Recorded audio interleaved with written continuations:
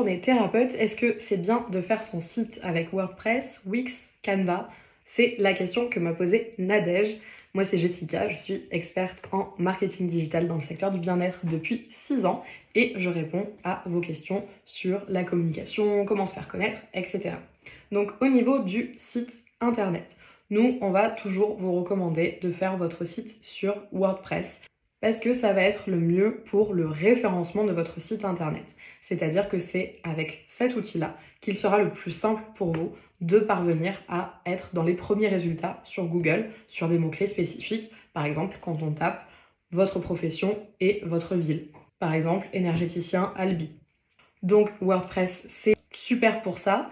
Mais si vous n'avez pas du tout de compétences en informatique, ça va être un petit peu compliqué de le faire vous-même. C'est pas impossible, mais ça va vous demander du temps et de la patience. Wix sera plus adapté si vous n'êtes pas très familier avec le numérique et que vous voulez quand même faire un site assez simple vous-même.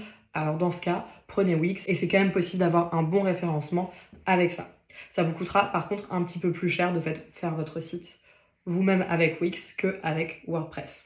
Et Nadège demandait aussi si c'était bien de faire son site avec Canva.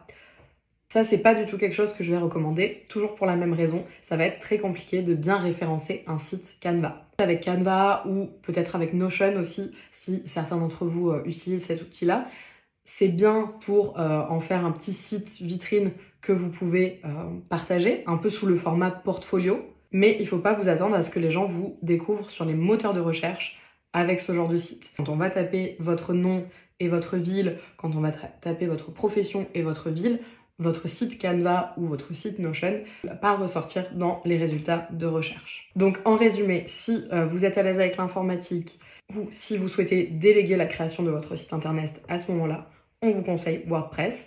Et si vous voulez le faire vous-même et quand même avoir l'opportunité d'avoir un bon référencement, alors ce sera sur Wix. Mais attention, le référencement, ça se travaille. Donc si vous voulez en savoir un petit peu plus sur ça, comment bien référencer son site internet, laissez-moi un petit commentaire et je vous ferai une autre vidéo pour parler de ça plus spécifiquement.